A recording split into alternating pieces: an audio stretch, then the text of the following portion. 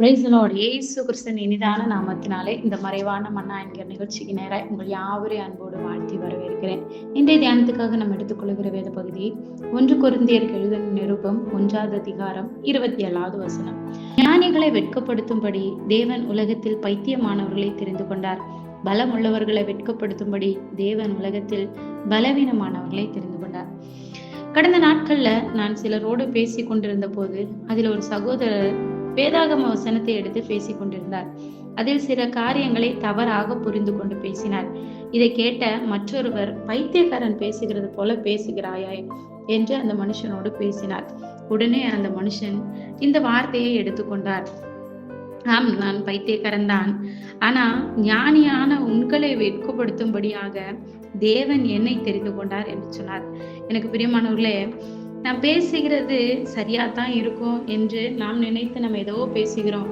ஆனா இங்கே அவர்கள் பேசி கொண்டிருந்த போது எனக்கு ஒரு விஷயம் புரிந்தது. அதை இன்றைக்கு நான் உங்களோடு பகிர்ந்து கொள்ள நான் விரும்புகிறேன்.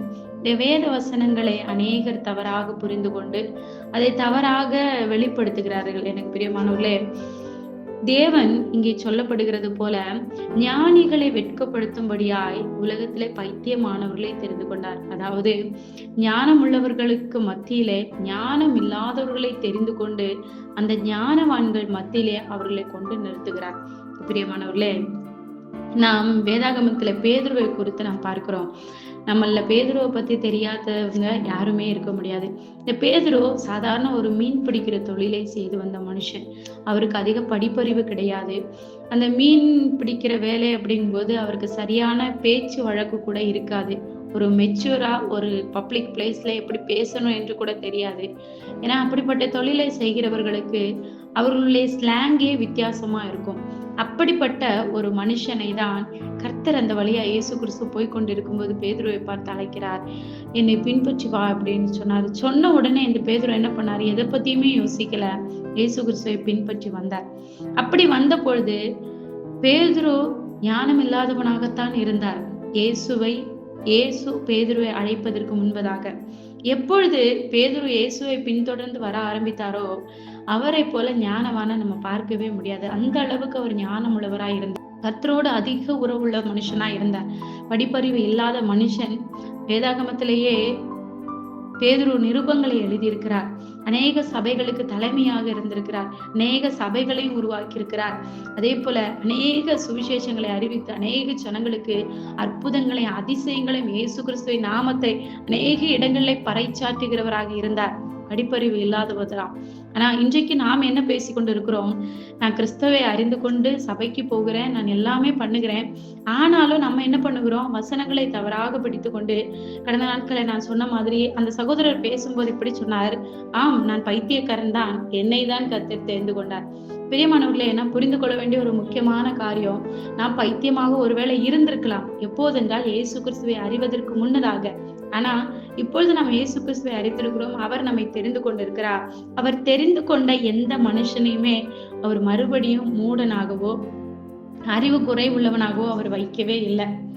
நான் சொன்னது போல பேதுரு மீன் பிடிக்கிறவர் தான். அவருக்கு அந்த அளவுக்கு ஞானம் இல்லை. யாரிடத்துல எப்படி பேச வேண்டும் என்று தெரியாது. எப்பொழுது இயேசு கிறிஸ்து தன்னை அழைப்பதற்கு முன்பதாக. ஆனா எப்போது இயேசு பேதுருவை அழைத்தாரோ அன்று முதல் அவர் ஞானியாக மாற்றினார். அவரை கர்த்தர் ஞானியாக மாற்றினார். அவர் பைத்தியமானவர்களை அழைத்து ஞானிகளை வெட்கப்படுத்தும்படி அவர்களை ஞானவான்களாக மாற்றி ஞானிகளின் மத்தியிலே நிற்க செய்கிறார். இதுதாங்க இந்த வேத வசனத்தினுடைய அர்த்தம்.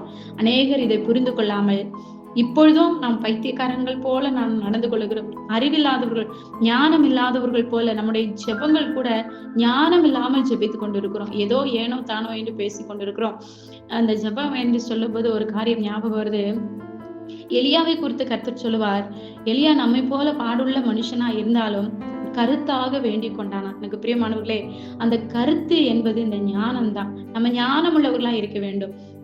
இயேசு கிறிஸ்துவை அறிவதற்கு முன்னதாக நாம் எப்படி வேணாலும் இருந்திருக்கலாம்.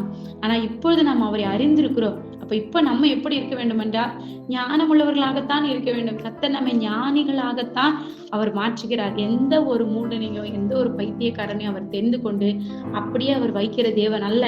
அவர்களுக்கு போதுமான ஞானத்தை அவர் சம்பூர்ணமாய் கொடுக்கிறார். ஒருவன் ஞானத்தில் குறைவுள்ளவனாய் இருப்பானால் அவன் கர்த்தரிடத்துல கேட்க கடவன், அப்பொழுது அவர் அவனுக்கு சம்பூர்ணமாய் கொடுப்பார். அது மாத்திரமல்ல, கர்த்தர் மோசேயை அழைத்தார். மோசே ஒரு திக்குவாயனான ஒரு மனுஷன். அவனுக்கு ஜனங்கள் மத்தியில பேச தெரியாது. 40 ஆண்டுகள் வனாந்திரத்திலே கழித்த மனிதன். அப்படிப்பட்ட மனுஷனை அழைத்து கர்த்தர் அவன் அப்படியே வைக்கல. அநேகருக்கு கிட்டத்தட்ட ஒரு தேசத்தையே அவன் வழி நடத்துகிற அளவுக்கு அவனை கர்த்தர் மாற்றினார். அவனுடைய கை அசைந்தால் போதும், அவனுடைய கரத்தை நீட்டினா போதும், செங்கடல் 2ஆக பிளந்தது. அவனுடைய கரத்தை நீட்டினா போதும், வானத்திலிருந்து மன்னா பொழிந்தது. அவனுடைய கரத்துக்கு அவ்வளோ பவரை கர்த்தர் கொடுத்திருந்தார். தாவீது ஒரு சாதாரண ஆடு மேய்க்கிற ஒரு பையன்தான். ஆனாலும் அந்த தாவீதை அழைத்து சமஸ்த இஸ்ரவேலுக்கே ராஜாவாக மாற்றினார். பேதுருவை குறித்து நாம் பார்க்கும்போது அப்படிதான். சாதாரண ஒரு மீன் பிடிக்கிற மனுஷன்தான். ஆனா அந்த பேதுருவை அழைத்து மனுஷர்களை பிடிக்கிறவர்களாக மாற்றினார்.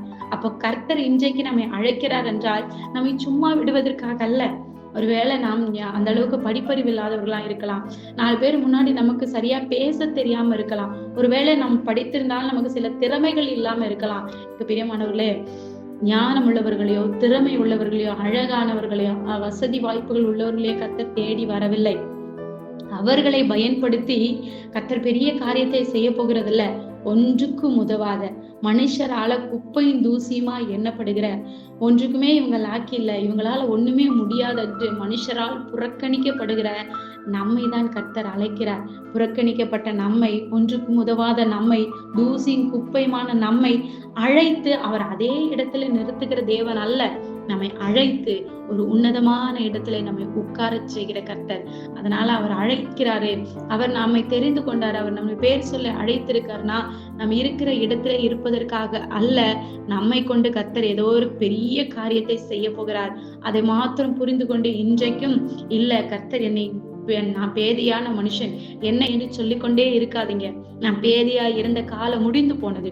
கிறிஸ்துவ நம்மை அழைப்பதற்கு முன்னதாக நாம் ஒருவேளை பேதியாய், முட்டாளாய், படிப்பறிவு இல்லாதவர்களாய், ஞானம் இல்லாதவர்களாய், மனுஷரால புறக்கணிக்கப்பட்டவர்களாய், நாம் பாவம் நிறைந்தவர்களாய், அக்கிரமம் நிறைந்தவர்களாய் எப்படி வேணாலும் இருந்திருக்கலாம். ஆனா கிறிஸ்துவை அறிந்து கொண்ட நாம் ஞானிகளின் மத்தியிலே நம்மை நிற்கத்தக்க ஞானவான்களாய் கர்த்தர் மாற்றுகிறார். வார்த்தைகளை தவறாக புரிந்து கொள்ளக்கூடாது. கர்த்தர் நம்மை அழைத்து நம்மை ஞானிகளாய் மாற்றுகிறார். ஞானிகளின் மத்தியிலே நம்மை நிற்கச் செய்கிற கர்த்தராய் இருக்கிறார். அதனால இந்த நாட்களில் உங்களை புறக்கணிக்கிற மனுஷரை பார்த்து நீங்க எந்த ஒரு வருத்தமும் படாதீங்க. உலகம் யாரை தகுதியற்றவர்கள் என்று ஒதுக்கி வைக்கிறதோ அவர்களை தான் தேவன் தகுதி உள்ளவர்களாக மாற்றி பயன்படுத்துகிறார். மற்றவர்கள் உங்களை திறமை இல்லாதவர்கள், ஒன்றுக்கும் உதவாதவர்கள் என்று சொன்னால் கவலைப்படாதீர்கள். தேவன் உங்களை தெரிந்து கொண்டார். அவர் கைகளில் உங்களை ஒப்பு கொடுக்கும் போது உங்கள் பலவீனங்களில் அவருடைய பலனை பூரணமாய் விளங்க பண்ணுகிறார். தேவன் உங்களை ஒருபோதும் கைவிட மாட்டார்.